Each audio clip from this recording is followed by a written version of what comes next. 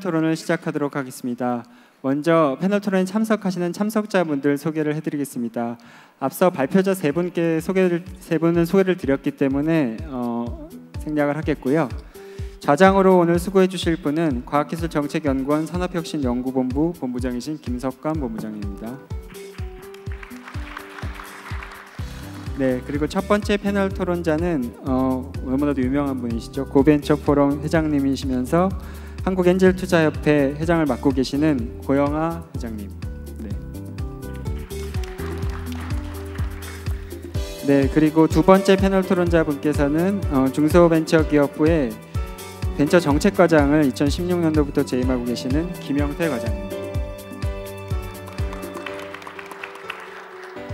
네, 그리고 중앙대에서 다양한 기업가 정신 연구들을 수행하고 계시고 현재 사단법인 한국창업교육협의회 의장님으로 수고하고 계시는 김진수 교수님. 네, 이상 세 분의 패널 토론자를 소개해드렸습니다. 그럼 지금부터 김석관 본부장님 주제로 패널 토론을 진행하도록 하겠습니다. 예, 오늘 발표에 수고해 주신 세 분 발표자분 다시 한번 감사드리고요. 또 바쁘신 중에 토론자로 참여해 주신 세 분 토론자분께도 감사를 드립니다. 저희가 원래 예정된 시간이 12시까지인데 지금 11시 28분이어서 약간 배고픈 걸 감수해 주신다면 조금 늦어진다 하더라도 저희가 시간이 많이 없는 것 같습니다. 그래서 일단 원래 10분씩 드리려고 했는데요. 일단 7분 정도 생각하시고 우리 토론자분께서 각각 순서대로 토론을 해주시고 의견을 말씀해 주시고 플로어에서 한두 분 정도 질문을 받은 다음에 한꺼번에 묶어서 발표자들께서 다시 코멘트 해주시는 방식으로 이렇게 토론을 진행하도록 하겠습니다.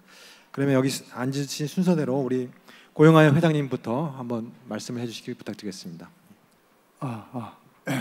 안녕하세요. 네, 반갑습니다. 네. 오늘 그 세 분 발제자분들의 내용을 종합해 보면은 지금 대한민국이 가지고 있는 여러 가지 창업 생태계의 문제점이나 어떤 개선 대책 이런 부분들은 대부분 정확하니 잘 지적을 해주신 것 같습니다. 그런데 오늘 저는 이 자리가 기업가 정신과 혁신 성장을 위한 어떤 토론회로 알고 왔고요.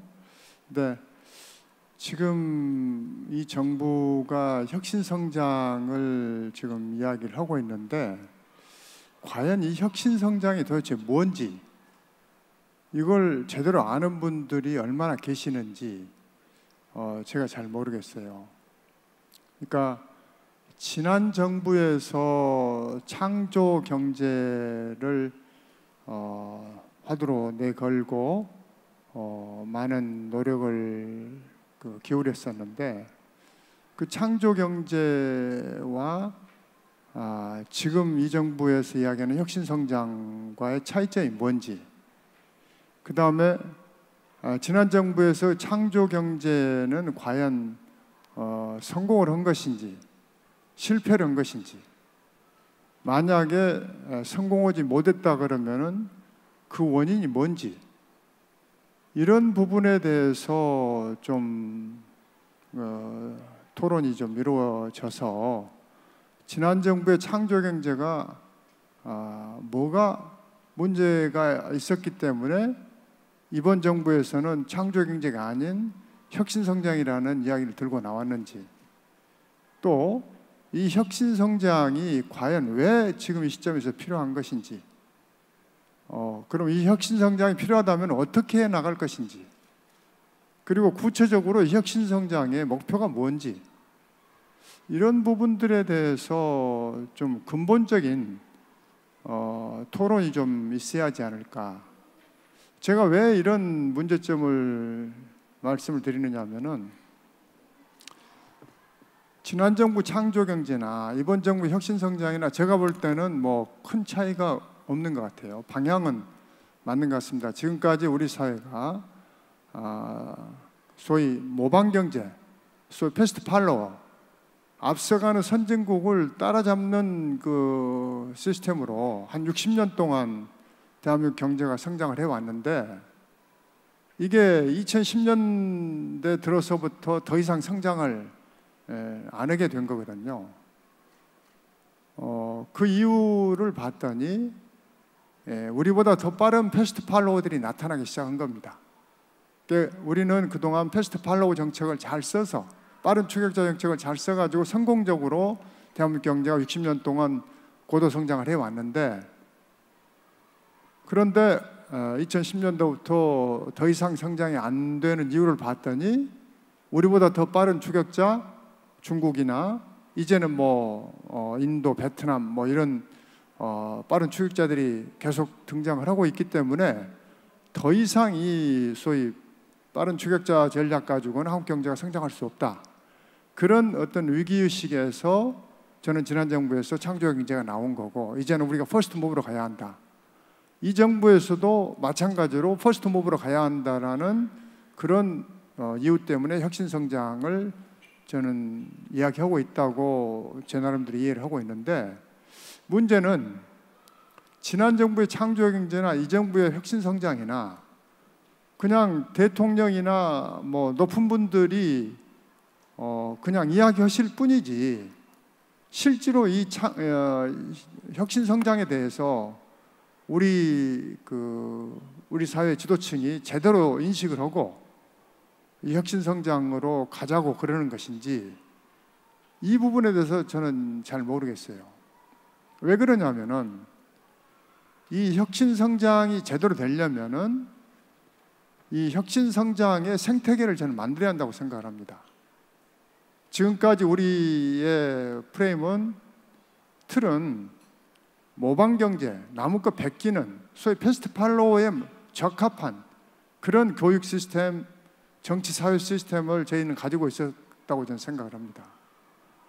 그러면 이제 우리가 혁신 성장의 길로 가기 위해서는 이 프레임을, 숲을 바꿔야지만이, 혁신 성장의 숲으로 바꿔야지만이 혁신 성장이 가능한 것이지, 모방 경제, 모방 성장의 틀을 그대로 유지하면서 혁신 성장을 아무리 주창을 해도 저는 혁신 성장으로 가기가 어려울 거라고 저는 생각을 하는 거죠. 지난 창조 경제도 마찬가지입니다. 제가 볼 때는 지난 창조 경제, 대통령도 창조 경제가 뭔지를 몰라요. 제가 볼 때는. 그러니 밑에 있는 그런 관료, 공무원들 또 국민 모두가 다 창조 경제가 도대체 뭔지 모르는, 이게 그 당시에 뭐 미스터리가 뭐 여러 가지가 있었지 않습니까? 뭐 김정은의 생각, 트럼프의 생각, 소위 창조 경제가 뭐냐, 뭐 이런 우스갯소리까지 있을 정도로 창조 경제라는 게 국민들한테는 와닿지 않는. 근데 이번 정부의 혁신 성장도 똑같이 그런 전철을 밟지 않을까, 그런 저는 우려가 깊이 있습니다. 그래서 저는 이제는 이 혁신 성장에 대해서 근본적인 그런 논리를 만들고 그것을 우리 전 사회가 같이 공유를 하고, 그래야지만 우리 혁신 성장으로 갈 수가 있지, 그렇지 않고 지금과 같이 시스템은 옛날 그런 모방경제 시스템을 그대로 놔두고, 숲은 모방경제라는 숲을 그대로 놔두고 혁신 성장이라는 나무 몇 그루 옮겨 심으려고 해가지고는 제가 볼 때는 이 혁신 성장은 성공하기 어렵지 않을까, 그런 문제점을 가지고 제가 우리 발제자들 분들에게 이런 질문을 좀 드려보고 싶습니다. 과연 이 창조 경제가 실패한 건가? 창조 경제와 혁신 성장이 뭐가 다른가? 실패했는가? 실패했으면 왜 실패했는가? 혁신 성장에는 지금 왜 혁신 성장이 필요한가? 왜 어떻게 혁신 성장을 해 나갈 건가? 그럼 구체적인 목표는 뭔가? 혁신 성장의 구체적인 목표가 뭔가? 이런 부분들에 대해서 좀 이야기를 듣고 싶습니다. 네, 감사합니다. 세 분 발표자분들께서 잘 언급하지 않으셨던 부분에 대해서 잘 짚어주신 것 같습니다. 나중에 더 시간이 되면 더 논의를 하시면 좋겠고요. 두 번째로 우리 김영태 과장님 바쁘신 중에 오셔서 감사드리고요. 토론을 부탁드리겠습니다. 예, 새로 출범한 중소벤처기업부의 벤처혁신정책과를 맡고 있는 김영태 공무원이라고 합니다. 항상 이런 자리에 나오면 뭔가 좀 죄인이 된 듯한 느낌이, 공무원의 윗상이 많이 좀 떨어졌구나라든지, 아니면 또 그 사이에 우리가 뭔가 굉장히 잘못한 짓을 많이 했구나, 이런 이게 막연한 죄의식이 많이 듭니다. 그래서 편안하지가 않습니다. 근데 저도 한 사람의 그 시민이기도 하고 국가의 일원이기도 하고 또 직업으로서 공무원이라는 자리에서 녹을 먹는 사람이기 때문에 남다른 또 책임감을 가져야 된다고 생각합니다만은 사족이 깁니다. 근데 부담스럽다는 말씀을 일단 드리면서 저는 율곡 선생님의 얘기부터 조금 나누고 싶습니다. 율곡 선생님께서 제가 볼 때는 기업가 정신에 아마 한국의 태도 정도 되시지 않을까, 이런 생각을 옛날에 공부를 할 때 좀 했습니다. 율곡 선생님께서 경장론을 얘기했는데요. 아마 성학지비용가 아마 이런 책에서 쓰신 것 같은데, 창업과 수승의 경장의 얘기를 하면서 임진왜란에 대한 대비를 얘기했던 그 젊은 시절에 제가 공부했던 문구가 생각이 납니다. 지금 우리가 처해 있는 상황에 대한 이 연구자들의 여러 가지 그 연구 노력들이 우리 경장이 필요한 시대라는 것에 대한 굉장히 많은 얘기들을 담고 있지 않나라는 생각을 하게 되고요. 그런 점에서 이 연구자 세 분들이 해주신 내용들은 굉장히 많은 땀과 노력이 들어있다. 우리가 굉장히 뭐 국가 공무원 또 기업가들 또 일반 국민들 같이 한번 고민해 볼 거리를 굉장히 깊게 연구해 준 거 아닌가라는 생각이 드는데요. 그러면서도 불구하고 정책 위반자로서 정책 실행자로서 조금 더 요구하고 싶은 내용들은 있습니다. 우리 고용화 회장님께서 굉장히 심지어 말씀 주신 내용과 일맥상통하는데요. 정책 평가라고 하는 부분들이 또 마찬가지로 프레임을 고민을 좀 해봐야 되는 거 아닌가 싶습니다. 그동안에 중소벤처기업 육성이라고 하는 역할을 뭐 20여 년 이상 제가 나름 한다고 했으나 저도 말씀드린 바와 같이 죄책감이 많이 드는 여러 가지 뭐 원인 제공도 한 부분이 있지 않을까 생각도 들고요. 그럼에도 불구하고 경장이라는 국면에서 국가의 역할, 정부의 역할이 굉장히 중요하다고 한다면 새로운 비전들, 새로운 노력들을 지금이라도 만들어 가야 된다고 생각이 듭니다. 그런 맥락에서 소위 out of the box thinking이라고 하는 점에서는 좀 더 자유로운 연구자들께서 정책의 평가에 대해서 좀 더 깊게 이렇게 분석해 주시고 정부의 잘못이든 어떤 사회 시스템의 잘못이든 그런 것에 대한 좀 더 깊이 있는 얘기를 해줬으면 좋겠다. 구체적으로 말씀을 드리면 그동안 우리가 정책, 특히 중소벤처기업 정책을 수립할 때 정부 부문의 역할들을 보면 기획재정부가 굉장히 주도를 하는 경우들이 많습니다. 지금 이제 중소벤처기업부가 이제 출범을 해서 앞으로 컨트롤 타워를 해달라는 요구들을 굉장히 많이 받고 있습니다만은 현재까지도 그런 어떤 과거의 어떤 관성에서 벗어나 있다고 보기는 힘들고요. 앞으로 우리가 정책 위반에 있어서 그런 관성을 벗어나기 위한 중거점들이 필요하다는 얘기를 드리고 싶은 거고요. 기획재정부의 잘못이냐 아니냐 이런 언급을 하고 싶은 것이 아니라 정부 부처 안에도 역할 분담이 되어 있다 보니 굉장히 각자의 그 포커스에 좀 집중되어 있어서 어떻게 이들이 잘 유기적으로 연계되고 컨트롤 어디선가는 좀 더 체계화시켜야 되지 않겠는가, 그런 문제의식은 누구나 공유하는데 아쉽게도 항상 예산의 관점에서 세금의 관점에서 정책들이 최종 파이널라이즈 되는 경우들이 현재까지도 지속되고 있다고 생각합니다. 중소벤처부가 출범하면서 과연 그런 일들을 얼마나 더 잘 해낼 수 있을 것인가에 대한 고민은 저 스스로도 많이 합니다만은 연구자들께서도 그 예산의 프레임만 가지고 이 어려운 시기에 경장이 가능할 것인가, 지금 선진국의 사례들만 우리에게 갖다 댄다고 그것이 우리에게 맞는 모델인가, 좀 더 본질적인 질문들을 죄송하지만 좀 하게 되고요. 제가 개인적으로 생각할 때 좀 과한 얘기일 수도 있습니다만은 그동안 우리나라의 국가 자원 배분 시스템이 대기업의 어떤 성장 역사와 맥을 다 왔기 때문에 그런 맥락에서 중소벤처를 어떤 대안적인 어떤 그 성장군으로 키우기 위해서라면 국가 자원의 배분 시스템 자체에 대한 검토가 본질적 검토가 우선돼야 된다고 생각합니다. 창조 경제와 혁신 성장의 패러다임이 바뀌어야 한다면 뭐가 어떻게 바뀔 것인가, 또 그게 무슨 차이가 있는가에 대한 논의의 문제 제기와 맥이 다 있는 얘기라고 생각되는데요.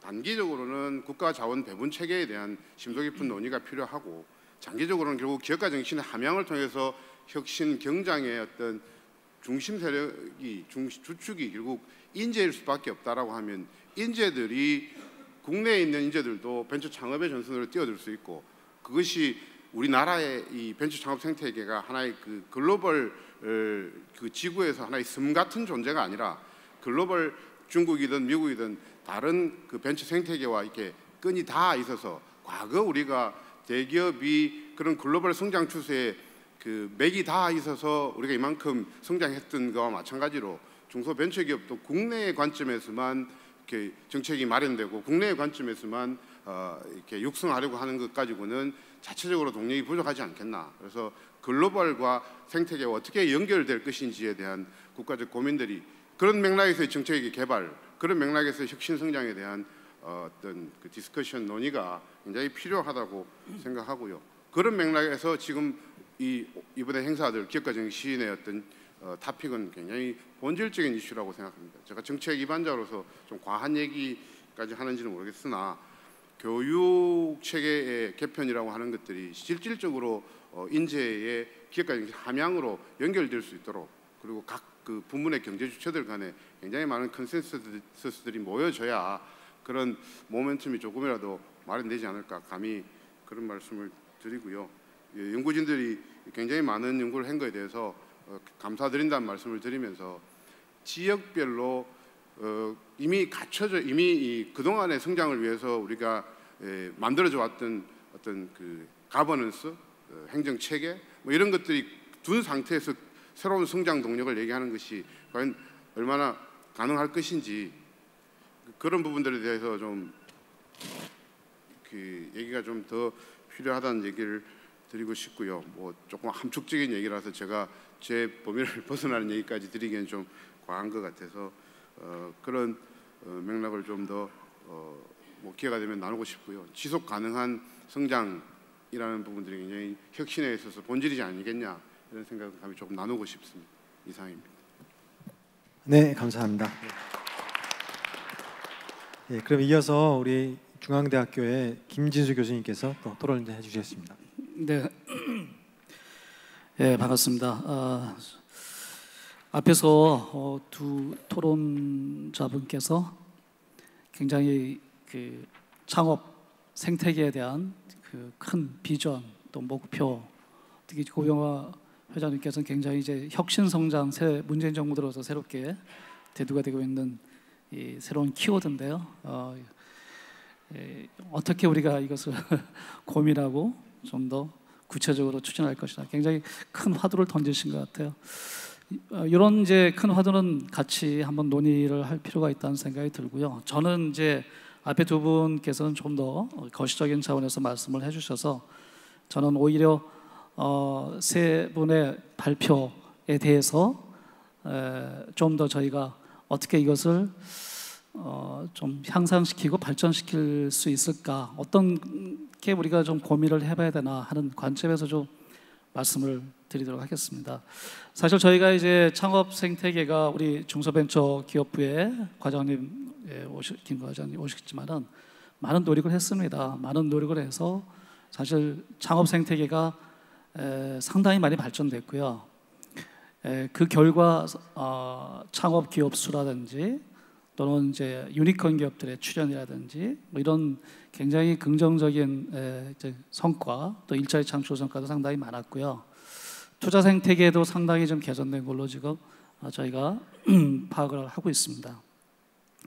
그래서 이제는 저희가 창업 생태계가 한 단계 더 글로벌 수준으로 저희가 발전을 해야 되는 그런 시점이라고 생각을 합니다.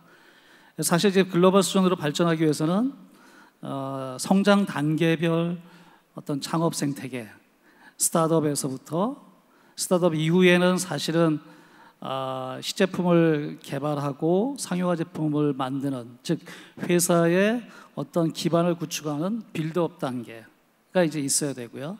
빌드업 단계 이후에는 사실 이제 좀 더 성숙한 기업으로 발전하는 스케일업 단계가 있어야 되겠죠. 그래서 이 성장 단계별로 이 창업 생태계가 맞춤형으로 이렇게 체계화되어 있어야 되는 그 시점이라고 생각이 됩니다.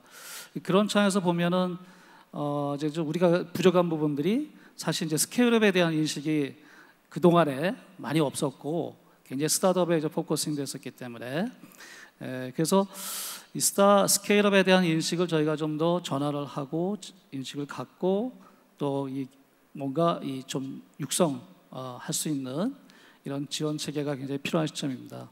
그런 차원에서 보면은 굉장히 시의적절하게 스케일업에 대한 인식은 뿐만 아니라 작년에 저희가 2016년에 김영태 과장님하고 아이젠버그 교수님 모시고 스케일업에 대해서 여러 가지 이슈를 이렇게 토론을 했었는데 그러니까 인식하는 정도에 그쳤거든요, 사실은.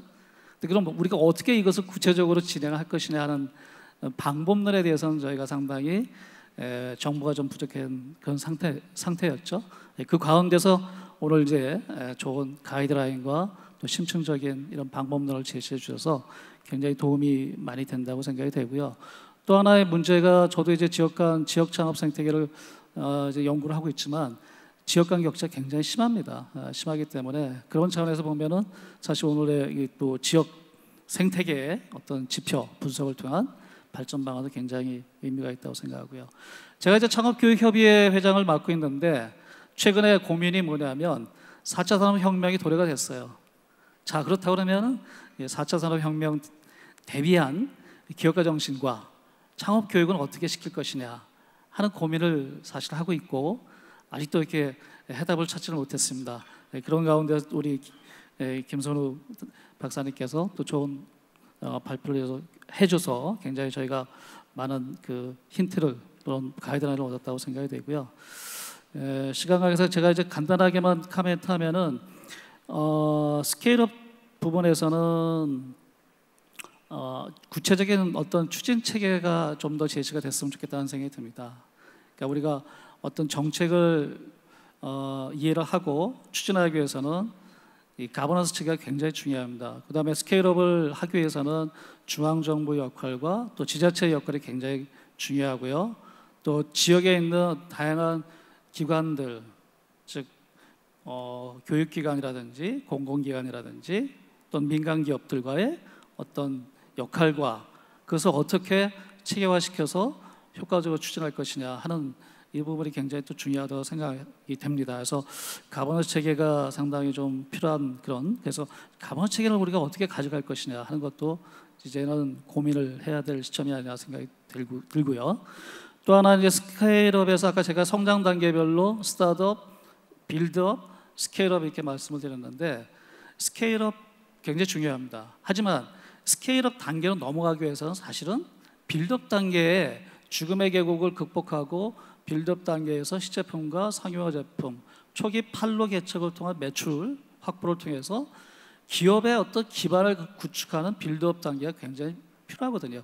그러니까 빌드업 단계를 거쳐야 스케일업 단계로 넘어가는 거 아니겠습니까? 그래서 개인적인 생각은 물론 이제 창업 도약 패키지 이런 사업을 통해서 중위부에서 많이 이제 죽음의 계곡 극복을 위한 프로그램들이 있는데 전 이 부분 즉 빌드업 단계에도 좀 더 저희가 관심을 갖고 연구를 하고 그래서 생존율을 높여서 정말 이 스케일업 단계로 이 기업들을 발전시킬 수 있는 그런 전략, 체계 이런 부분도 같이 고민이 됐으면 하는 생각이 들고요.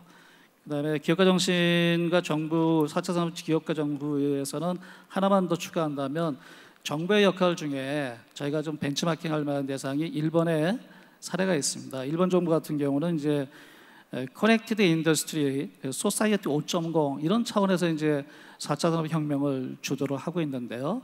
다른 그 국가가 조금 차이가 나는 부분이 있습니다. 뭐냐면 고령화 사회입니다. 일본이 이제 고령화 사회를 이미 겪고 있고 우리나라도 베이비부모 세대가 이제 막 이제 사회에 이제 퇴직하면서 많은 그 이제 베이비부모 세대가 고령화 사회로 좀 넘어가지 않겠습니까?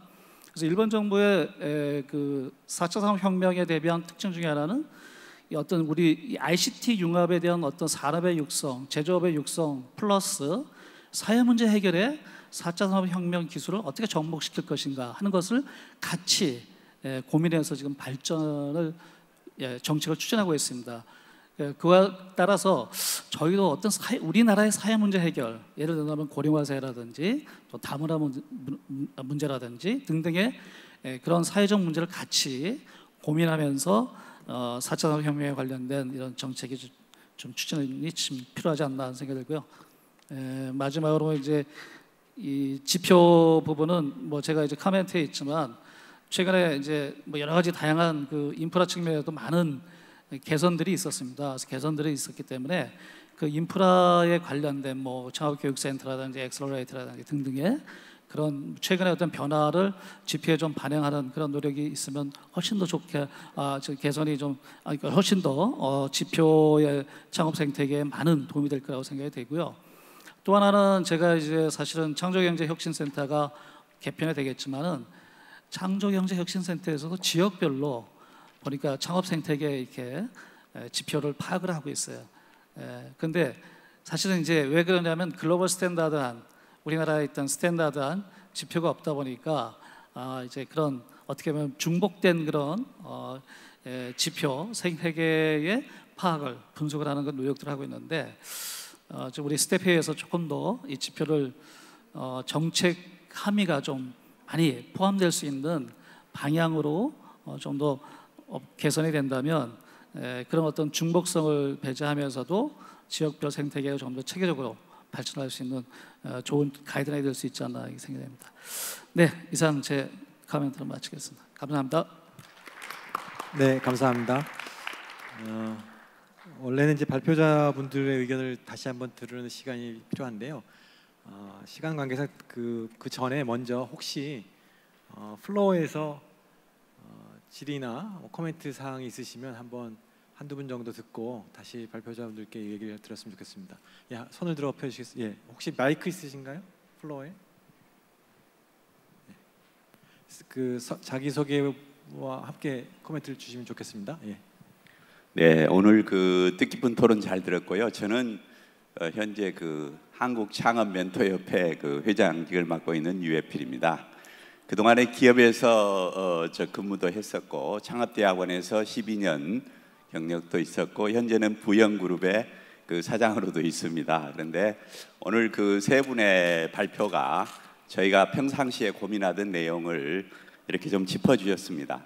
저는 이제 시간이 없기 때문에 두 가지 질문만 드리려고 하는데 이 기업가 정신은 누구에게 왜 필요하는가? 아까 이제 중앙대학 교수님께서도 말씀을 하셨습니다만은 기업을 창업한 사람 또는 일반 국민, 기업이 성장 단계별로 다른 사람, 오늘 뭐 여기 이제 주로 창업 쪽이고 중소기업 쪽만 나왔는데 큰 대기업의 이건 아닌가? 두 번째는 기업가 정신을 살리려고 하면은 반기업가 정신을 는 없는 건가 하는 부분. 그러니까 제가 보니까 기업을 멘토링을 하고 컨설팅을 하면 어느 정도 기업을 키우고 나서는 더 이상 키우는 거가 한국에서는 싫다 이런 말씀을 많이 듣습니다. 최근에 뭐 네이버도 그렇고 그러니까 물론 이제 그런 문제점이 있는데 그 부분에 대한 거가 걸림돌은 혹시 안 되는가? 기업가 정신에 대해서는 질문을 드리고 또 하나는 오늘 구체적으로 스케일업의 화두가 돼서 창조 경제와 혁신, 성장 얘기가 나왔습니다. 그래서 한국형 스케일업은 뭔가 하는 관점에서 누가 왜 이것을 해야 되는가?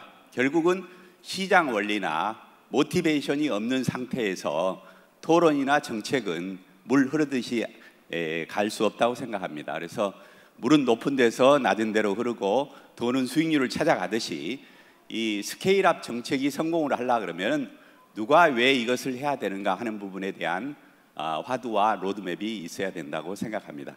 두 번째는 계획뿐만 아니라 실행이라고 생각합니다. 이 실행을 할 때 있어서 그 곤잘레스 사례니 뭐 다른 것도 봤지만은 결국은 이해관계자 5분을 묶어서 코디네이션 끌고 가는 뭐 있는데 거기에 커뮤니케이션 역할을 하는 기름칠을 하는 멘토 같은 거에 있었습니다. 그래서 우리나라의 저출산과 그리고 옛날에 우수한 그 고령 은퇴 자원이 있는데 그런 부분을 활용해서 이 실행 방법을 엮을 방법은 없는 건가? 이런 화두를 질문드리고자 합니다. 네, 감사합니다. 예, 여기 한 번 선생님 의견을 한 번 더 듣겠습니다. 이쪽에 마이크 주시겠어요? 저기 손 한 번 더 다시 들어주세요.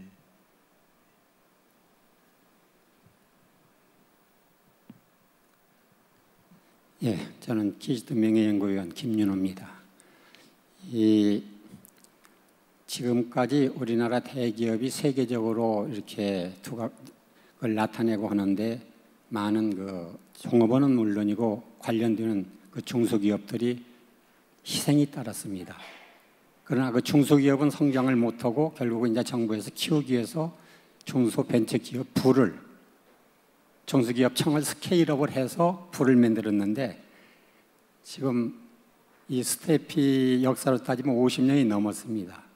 50년 동안 통계조사만 해가지고 좋은 논문 쓰고 하는 것보다는 지금 세계적인 리더가 되려면 적어도 30대가 넘었으면 새로운 아이디어만 가지고 우리를 부각을 시켜가지고 그 정책을 집행을 해야 되는데 지금 50년이 지난 이 시점에서 중소기업 연구원도 있고 그런데 이런 토론만 해가지고 되겠습니까?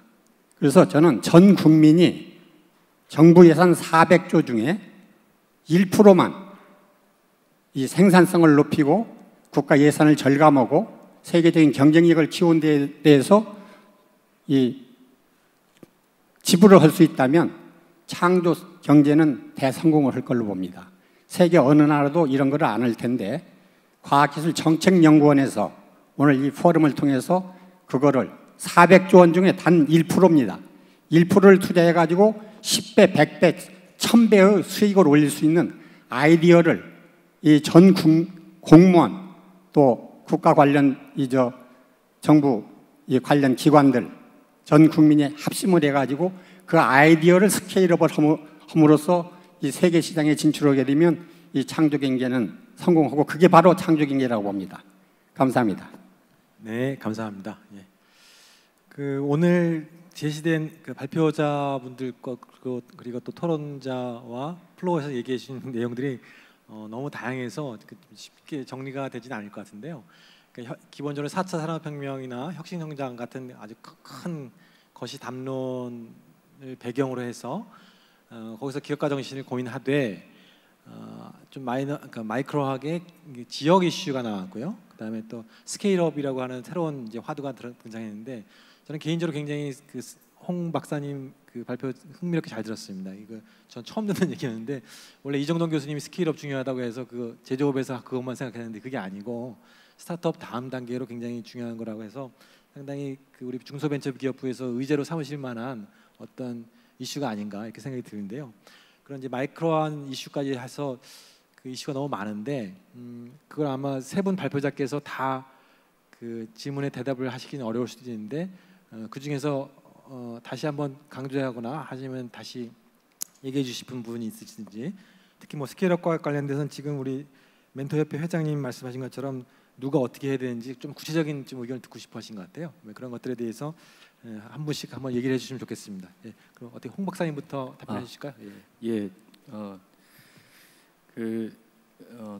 세 분 토론자분하고 플로어에서 그 말씀해주신 그 귀중한 그 토론 내용 잘 들었고요. 그 한 분 한 분들 그 답을 드리기보다는 종합해서 좀 말씀을 드리겠습니다. 우선은 그 우리나라 혁신 성장의 생태계에서 저는 가장 중요한 것은 뭐 가장 중요하다고 말하기보다는 핵심이 뭐냐라는 부분에 대해서는 저는 그 경험이라고 생각합니다. 어떤 경험이냐면은 그 시장에 대한 신뢰, 그다음에 기업 간의 신뢰, 네트워킹, 협력에 대한 그 확신이 있어야지 협력을 통한 그다음 기업 간의 그 시너지 창출을 통한 그 자발적인 그 성장이 가능하다고 생각되고요. 그러려면 결국에는 그러한 그 확신은 경험에서 나오는 것이고요. 그러한 경험은 정부나 외부에서 주입식으로 경험을 하는 것보다는 시장에서 자기주도적으로 자발적으로 경험을 함을 통해서 혁신 성장의 생태계의 가장 그 기본적인 경쟁력이 만들어진다고 생각을 합니다.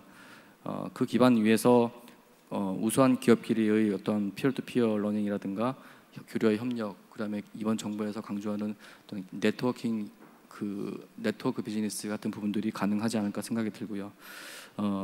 그다음에 스케일업 기업 고성장에 대한 어떤 그 지표를 생각을 해봤는데요. 그건 저는 뭐 여러 가지 지표가 있겠지만은 그 아까 영국 사례에서 나왔던 그 Net Promoter Score라고 해서 그 NPS 지표가 가장 직관적이고 또 효과적이지 않을까 생각합니다. 기업의 성장을 예측하는 지표인데요. 어떤 제품이나 기업에 대한 그 기업을 경험해본 고객들이 그걸 다시 추천할 수 있는, 다른 사람에게 재추천할 수 있는 비율을 산정한 것입니다. 그래서 기업의 성장을 예측하는 가장 직관적인 지표로서 적합하지 않나 생각이 들고요. 그다음에 우리나라의 스케일업 그 지역 경제 성장의 모델에 대해서도 그 고민을 해주셨는데요. 지역 경제 성장의 모델에 있어서는 가장 저는 목표가 중요하다고 봅니다. 그래서 목표로서 여러 가지 목표가 중요하지만 성장이라는 가장 그 단일화된 목표를 세워야 된다고 생각을 하고요. 그다음에 초점에 대해서는 지역별로 좀 다른 여건이 있기 때문에 그러한 부분을 좀 생각을 해야 되고, 그다음에 국가와 지역 간의 유기적인 파트너십 체계를 어떻게 구축할 것인가, 이러한 부분. 그다음에 지역 경제 성장의 가장 큰 아킬레스건이 뭔가를 생각해 봤을 때는 아까 제가 초반에 말씀드린 것처럼 어떤 그 지역 경제라는 것은 그 지역 안에 기업들 간의 파트너십, 협력, 교류 이런 것들이 굉장히 중요한데 결국에는 신뢰와 협력에 대한 어떤 성공적인 경험이 가장 중요하고, 이것이 우리 지역 경제 성장을 발목 잡는 가장 큰 한계가 아닐까라는 생각을 해봅니다. 이를 위해서 정부는 어떤 결국에는 기업들이 마음껏 활동할 수 있는 좋은 운동장을 만들어주는 그런 부분에 대해서 좀 집중하는 그런 쪽으로 초점을 맞출 필요가 있다고 생각이 되고요. 스케일업 거버넌스와 관련돼서는 아직 제가 구체적으로 생각을 못 해봤습니다. 근데 덴마크의 사례를 봤더니 거기 이제 다만 비교가 되는 부분은 유럽이나 이런 부분 나라에서는 지역의 지방의 정부가 중요한 주도적인 역할을 하고 있습니다. 그래서 우리나라하고는 많은 좀 차이가 있습니다. 그래서 그런 부분을 좀 이제 인식을 하고 생각을 해본다 하면은 기본적으로 덴마크 같은 경우에는 의회 내에 그로스 포럼이라는 별도의 의회 조직이 있어서 그 조직 내에서는 의원들이 참여를 하고, 그다음에 관련 중앙정부의 부처 담당자들과 기업의 대표들, 전문가들 그다음들이 모여서 약 21명이 모여서 어떤 공식적인 조직을 이끌고, 여기 통해서 중앙정부와 지역 간의 조정과 협력, 그다음에 중앙정부에 대한 성장 생태계에 대한 요구 요청 사항들을 이렇게 조율해 나가는 거버넌스를 구축을 하고 있는 것을 봤습니다. 그래서 이러한 부분들도 고문이 참고가 될 수 있겠다 생각이 되고요. 그다음에 우리 저는 이런 한국형 스케일업에 대해서 생각을 해볼 때 중요한 게 스케일업은 고성장 기업입니다. 그래서 나름 기반을 갖추고 성장하고자 하는 열망과 능력이 있는 기업들입니다. 이런 기업들에게는 직접적인 그 필요를 채워주는 그런 자금 지원이나 이런 부분도 중요하지만은 그들끼리 잘 교류하고 협력하고 성장할 수 있는, 학습할 수 있는 여건을 만들어주는 중요하고, 이 안에서 아까 우리 멘토협회 회장님께서 말씀하신 것처럼 훌륭한 멘토의 역할이 굉장히 중요하다고 생각됩니다. 그래서 우수한 멘토, 민간에서의 우수한 멘토가 적극적으로 역할을 해준다면은 기업들이 성장하는 데 필요한 여러 가지 그 병목에서의 문제점들을 잘 해결할 수 있을 것이라고 생각을 합니다. 이상입니다. 네, 감사합니다. 혹시 이정호 박사님 뭐 코멘트 하실 거 있어요? 네, 네, 저도 앞서 토론자분들 그리고 청중에서 좋은 코멘트, 피드백 감사드리고요. 저도 뭐 간단하게 말씀드리면은 일단 회장님 말씀하신 의견에 적극 공감하고요. 그러니까 저희도 이제 패스트 팔로워에서 퍼스트 부보로 가야 된다는 부분, 그리고 뭐 아까 창조경제 혁신 성장 얘기하셨지만은 뭐 키워드가 어떻게 됐든지 간에 이런 전체적인 방향성이라든가 개념 같은 거는 어떤 정권이나 이런 거에 관계없이 쭉 지속적으로 가야 된다는 부분이라고 생각을 합니다. 특히 뭐 저희가 그동안 대기업 위주의 성장이 한계를 보였다는 부분도 알고 있고, 세계적인 어떤 저성장을 극복하기 위한 어떤 돌파구로서 이런 것들이 굉장히 중요하다고 지금 전 세계적으로 위기를 느끼고 있기 때문에 앞으로 그런 것들이 계속 저는 뭐 어떤 용어나 키워드 유행 같은 게 아니라 꾸준히 가야 된다고 보고, 그다음에 제 생각에는 이게 가장 가성비 좋은 정책이 아닌가 싶어요. 어떤 다른 정책들은 굉장히 많은 예산이 투입되고 어떤 성과들이 뭐 1배, 2배, 3배 난다는 정책이라고 한다면, 이거는 거의 아까 말씀하셨지만 거의 몇백 배, 몇천 배가 날 수 있는 아주 적은 예산과 자원을 투입해서, 특히 우리나라 같은 그런 기업 상황, 우리나라 같은 국가가 꼭 필요한 그런 정책 방향이 아닌가 그렇게 생각이 듭니다. 그리고 어떤 공과가 물론 있겠지만 지난 어떤 정책에 있어서 그동안의 어떤 자본 위주의 어떤 정책이었다고 한다면은, 앞으로는 궁극적으로 말씀하신 것처럼 정말 시스템이라든가 문화가 궁극적으로 바뀌어야 되지 않나. 그래서 앞으로 그러한 지속 가능적인 그런 성장이 필요하다고 볼 수 있고요. 뭐 과장님이 말씀하신 어떤 부처 간 협력이라든가 그런 것도 굉장히 중요하다고 생각되고, 마지막에 교수님 말씀하신 부분도 어떤 성장 단계별 창업 생태계 말씀해 주셨는데, 이게 저는 선순환이 굉장히 중요하다고 봅니다. 그러니까 창업, 투자, 그 다음에 회수, 다시 또 재창업까지 이렇게 연계되는 선순환이 굉장히 중요하기 때문에 그런 프로세스 단위에서 접근을 하는 게 굉장히 중요하다고 보고, 아마 빌드업 말씀하신 것도 아마 스케일업에 뭐 포함될 수도 있고 아닐 수도 있지만은 그런 관점에서 말씀하신 걸 생각이 듭니다. 저는 마지막으로 드리고 싶은 말씀이 이제 정부의 역할이라고 할 수 있는데요. 그동안 저는 정부가 너무 모든 걸 다 하려고 한 게 좀 문제이지 않았나 싶습니다. 그래서 뭐 예를 들면은 저희가 정부가 어떤 역할이라고 한다면 어떤 공정한 공정 경쟁이 가능한 시스템, 그런 생태계를 구축하는 역할을 했었어야 되는데, 뭐 축구장을 예로 들면 오늘 축구 시합도 물론 있지만 국가대표 그 정부가 축구장을 만드는 것뿐만 아니라 거기에 뭐 선수 감독도 보고 코치도 하고 거기 선수로도 뛰고 이제 너무 다 개입을 한 거죠. 너무 다 일일이 감시 감독을 하고. 그러니까 저는 정부가 플레이어의 역할을 하는 게 아니라 그런 플레이 그라운더를 만들어주는 역할을 해야 앞으로 우리 생태계가 좀 더, 그래서 민관이 정말 정부가 물론 드라이브를 하지만은 민간도 같이, 그러니까 민관 협력을 통해서 앞으로 한다면은 스케일업뿐만 아니라 이런 창업 생태계가 좀 더 활성화되지 않을까 그런 생각을 했습니다. 네, 이상입니다. 네, 감사합니다. 그러면 마지막으로 이 본행사를 실질적으로 기획하신 김선호 센터장님이 코멘트 해주시고 정리를 좀 해주시면 좋겠습니다. 예. 네. 코멘트 감사합니다. 플로어에서 질문도 감사하고요. 앞서서 두 분 이제 발표자께서 이야기하신 부분들을 제외하고 몇 가지만 말씀을 드리면, 이정우 박사님이 이제 실패에 대한 이제 이야기를 하셨지만, 그 정책의 실패 혹은 기업의 실패 이런 거에 대해서 굉장히 부정적으로 인식하는 그런 경향들, 또 사회적인 자본을 축적하는 부분들에 대해서 이런 부분을 낭비라고 여겨지는 부분들을 이제 실패라고 하는 부분들에 대한 것들을 재인식할 필요가 있다. 어떤 실험적 활동의 결과로 인식하는 부분, 또 사회적인 학습의 일부다라고 이제 받아들이는 우리의 정서, 변화가 가장 중요한 부분 같고요. 고영하 회장님 이야기하신 지난 정부에서의 창조경제에서의 성과, 또 반성, 이런 부분들이 분명히 필요하다라고 봅니다. 지난 정부에서 뭐 여러 가지 뭐 일들, 긍정적으로 이야기하면 창업자의 연대 보증도 뭐 지금 민간 부분에서 뭐 신용대출에 대한 부분까지 다 개선된 것은 아니지만 단계적으로 굉장히 연대 보증 해소하려고 노력했고, 또 모태펀드라든지 이런 정부의 성장 사다리를 만들기 위해서 노력한 부분이라든지 크라우드 펀딩을 도입하고, 또 팁스 프로그램을 통해 가지고 민관 주도의 창업을 활성화하려고 했던 부분들에 대한 성과가 분명히 있었던 것 같습니다. 이제 이번 정부로 넘어오면서 혁신성장이라고 하는 또 다른 어떤 타이틀과 또 다른 키워드를 제시를 하고 있지만, 저는 100년 전에 슌페터가 이야기한 혁신, 경제성장에 있어서 혁신의 어떤 연속선상에 있다라고 보고 있습니다.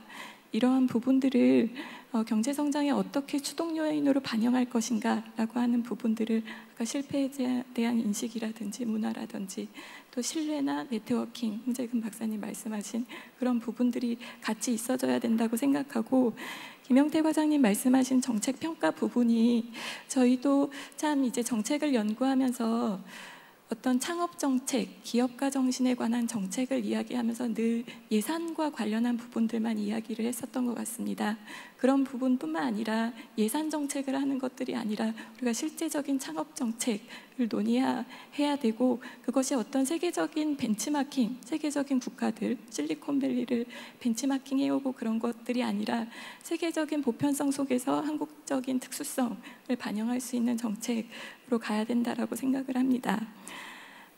이제 OECD에서는 이러한 정책들, 정부의 역할로서 이제 이노베이션 가드닝이라고 하는 표현을 하더라고요. 물을 주고 어떤 잡초를 제거하고 또 어떤 토양을 가꾸는 것들. 일단 물을 준다라는 거는 재정 지원을 어느 부분에 할 것인가, 또 토양을 개선하는 부분은 교육이나 연구에 대한 투자라고 볼 수 있겠고요.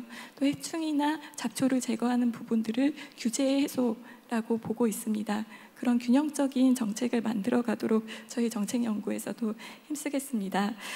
김진수 교수님 말씀하신 이제 일본의 소사이어티 5.0도 우리가 늘 어떤 제조업 중심의 인더스트리 4.0을 이야기하지만 이게 사회 경제적으로 미칠 뭐 소사이어티 5.0이라든지 레이버 4.0 이런 부분들의 변화와 같이 가야 된다라고 하는 부분도 그렇고, 4차 산업혁명이 뭐 키워드로 휴메인 앙트프로니어십이라는 이야기도 드렸지만 어떤 인간의 속성을 이해하려는 그런 비즈니스 모델이라든지 가치 창출을 위해서 노력하는 비즈니스 사업 모델이라든지 이런 부분들이 강조되고 있는 점 등을 반영하도록 하겠습니다. 네, 감사합니다. 오늘 굉장히 조금 시간이 오버되긴 했지만 우리 토론자님께서 굉장히 시간을 잘 지켜주셨고 또 발표자들께서도 잘 그 코멘트를 해주신 것 같습니다. 오늘 좋은 의견들이 많이 나오셨는데 저희가 스태피에서 조금 더 이 내용을 더 가다듬고 노력을 해서 또 실질적인 어떤 개선이 되려는 정책을 제안할 수 있도록 노력하도록 하겠습니다. 이상 모든 과정에 참여해 주신 발표자분, 토론자분 그리고 청중 여러분께 감사드립니다. 네, 마치겠습니다. 네, 오늘 패널 토론에 수고해주신 모든 참석자분들께 감사드립니다. 아울러 오늘 참석해주신 모든 내빈 여러분들께도 감사의 말씀드립니다. 제416회 과학기술 정책 포럼 겸 GW 코리아 2017 기업가 정책 포럼, 네, 4차 산업혁명 시대 기업가 정신과 혁신 성장 오늘 행사를 여기서 마치고요. 중식이 지금 도시락으로 제공될 예정입니다. 앉은 자리에서 지금 제공될 예정이니까요. 식사 편안히 하시고 맛있게 하시고 얘기 나누시고 돌아가셨으면 좋겠습니다. 감사합니다.